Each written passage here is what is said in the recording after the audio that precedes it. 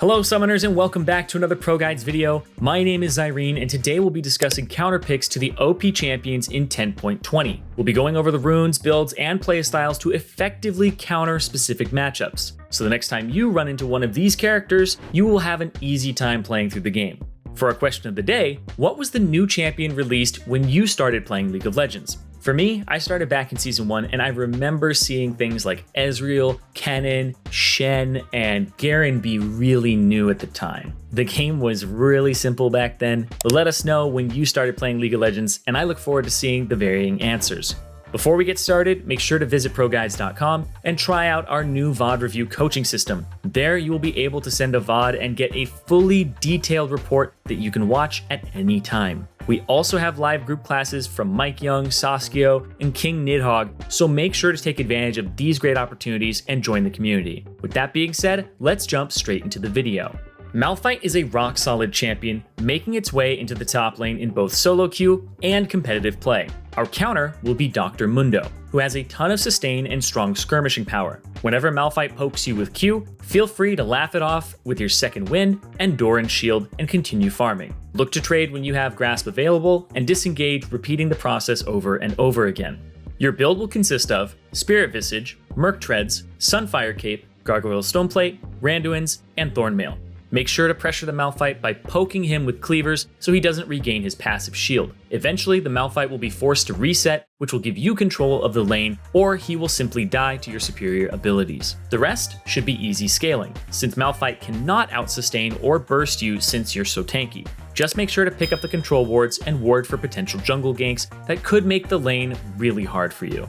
Our next counter pick for top lane is going to be Quinn into FIORA. Your ability to take short trades and kite FIORA will force her to try to engage you. The most important thing that you will need to play around this lane is the mind games when it comes to her parry versus your vault. If the FIORA is very good, she can reactively stun your vault and potentially kill you. Focus on proccing your phase rush and kiting backwards or forwards depending on where FIORA goes, and look to bait out her W. If FIORA ever makes a mistake with her parry, immediately vault and win the lane. Look to build Sanguine Blade, Berserker's Greaves, Executioner's Calling, Blade of the Ruined King, Phantom Dancer, and Stormrazor. Look to play off of your passive marks and slowly work FIORA's HP down until she attempts to lunge forward for a vital and kite backwards. Find a mixture between immediately using your vault and sometimes holding it until the FIORA breaks down and uses her parry. Best of luck playing the mind games, and remember, you gotta quinn it to win it. The jungle position is making an interesting shift with these champions finding more play. Hecarim and Fiddlesticks have been taking over the Rift, so we got a couple of hot picks for you. Huge disclaimer for the jungle is all about lane priority. This assumes both junglers are inside of a vacuum fighting each other. Hecarim has completely dominated the Rift lately, and very few picks seem to beat him. However, the counter today will be a cheesy one, which is Kha'Zix with Arcane Comet. Yes, ladies and gentlemen, you heard me right. Kha'Zix with Arcane Comet. Basically, the objective here is to reach level 6 and evolve W. From there, your objective is to play a poke-style Kha'Zix during objective dances and to peel for your teammates. Look to build Tiamat, Warrior Red, Mercury Treads or Ninja Tabi, Cleaver, Executioner's Calling, and Steric's Gauge. Your W heavily slows a Hecarim, so use this to your advantage, especially when he is trying to engage with E to essentially cut out all of his damage. Just remember to play more like a poke-style character than an assassin that jumps into the backline, since you are going to evolve W and max it. From there, max and evolve your E second and evolve ultimate last to give you the best possible chances to escape sticky situations and reposition. When dealing with Fiddlesticks, you want a champion that can get up close and personal to output DPS. Olaf has this at all stages of the game, so you'll never lose if you find Fiddlesticks. If you ever stumble upon Fiddlesticks, look to land your axe and simply chase him down using the rest of your abilities to win the fight. With Conqueror and your attack speed buff from missing HP, you will never lose in a 1v1 situation. For the build, look to grab Warrior Red Smite, Ninja Tabi, Black Cleaver, Executioner's Calling, Death's Dance, and Spirit Visage. Whenever you get feared, simply click your ultimate and run at him, and laugh as he struggles to do anything meaningful to fight back.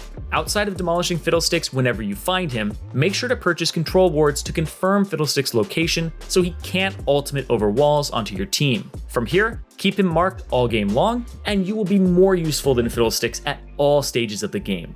FIZZ is tough to deal with because of his ability to snowball and assassinate squishy targets at all stages of the game. Taking Galio mid will completely shut down anything FIZZ wants to do. Before we continue, we recommend Aftershock over other options like Predator or Unsealed Spellbook, because we feel it's a lot easier to execute on, so keep that in mind going forward. Your ability to contest FIZZ and tank all of his damage with your W and Aftershock will give you control of the lane. With control of the lane, you can look to assist your jungler or even roam to make ultimate plays across the map. Start off with the Doran's Ring, build into a Proto Belt, Mercury Treads, Zhonya's Hourglass, Rabadon's Deathcap, Liandry's Torment, and end with a Void Staff. Abuse your ability to AoE clear the lane to consistently assist your jungler in securing Scuttle Crabs and enemy jungle camps to gain a lead across the map. During the mid game, you can safely clear side lanes with Proto Belt and join up with your teammates in their siege in mid lane. If FIZZ ever tries to force engage on a squishy target, simply use your ultimate and time your taunt when FIZZ is vulnerable so that your team can pick him up. Ahri is a champion that we have started to see get more and more play recently. Maybe with all the skins being released, but I know there were changes to her and they actually feel quite good. But back to the main point. Malzahar is a champion that is designed to shove waves and impact different parts of the map while shutting down really mobile champions. Similarly to Galio, look to push waves and assist your jungler. If Ahri ever tries to walk up, make sure you damage her with your Call of the Void and run before she can use abilities. Worst case scenario, if Ahri does ever get in range, you have a passive shield that will block her charm, making your job significantly easier throughout all stages of the game. Look to build Luden's Echo, Ionian Boots of Lucidity, Rylai's Crystal Scepter, Liandry's Torment, Rabadon's Deathcap, and Void Staff. Ahri is a niche mid laner that comes up every so often, and when left unchecked, she can engage and burst squishy targets very easily. With your mere presence in the game, Ahri will never ulti forward because you can hold her down for several seconds, resulting in her death. And even when the enemy team starts building QSS, they have already slowed down their item spikes, giving your team an advantage in damage spikes, making the fights a lot easier to handle. Make sure to type in all chat once you have solo killed Ahri and say outplayed, as you simply pressed one button and you won the laning phase. When it comes to countering ADCs like SAMIRA and Miss Fortune, it's a bit similar to jungle, and here's the disclaimer. ADCs will never run at each other and fight in a 1v1. The point of these counter picks is to find opportunities to win small trades and build up advantages, eventually leading to an outscaling opportunity. A lot of ADC matchups are heavily influenced by the support, since supports dictate the pace of bottom lane.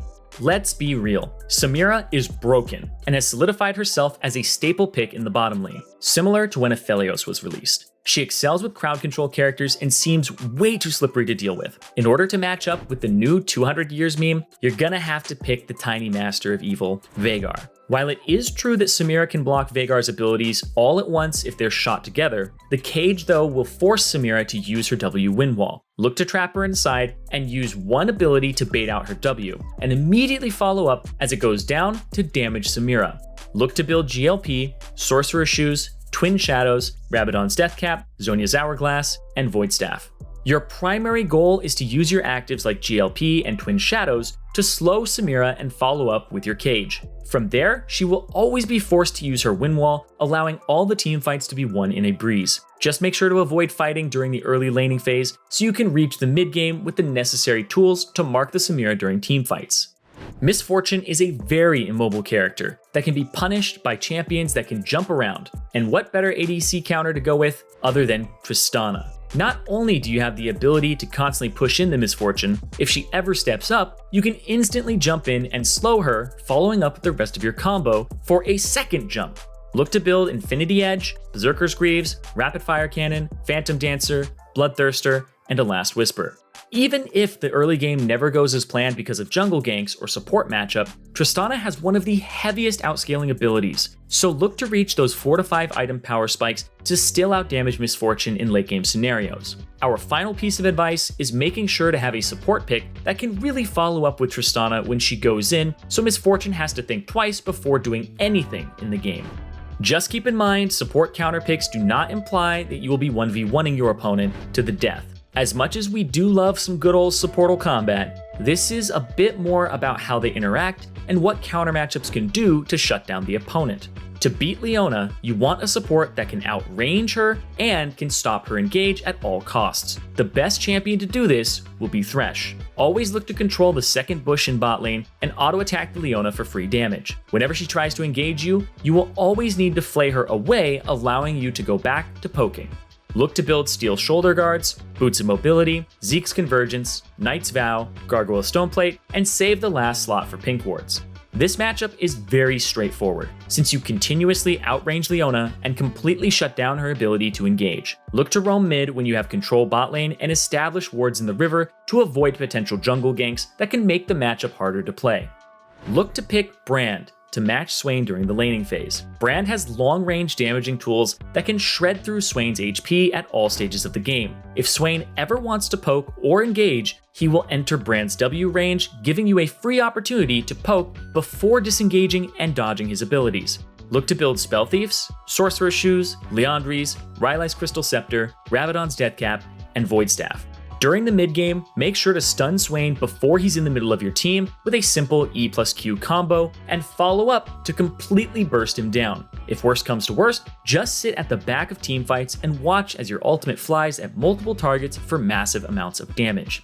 That concludes our latest episode of Counter Picks for patch 10.20. If you enjoyed the video, make sure to join our Discord below, where we do tons of coaching giveaways and community events. Lastly, don't forget to visit our website at ProGuides.com, where you can receive coaching from pro players, watch live classes, and improve with courses from those pro players. Don't forget to leave a like, comment, and subscribe for more content. Thank you very much for watching, and good luck on the Rift.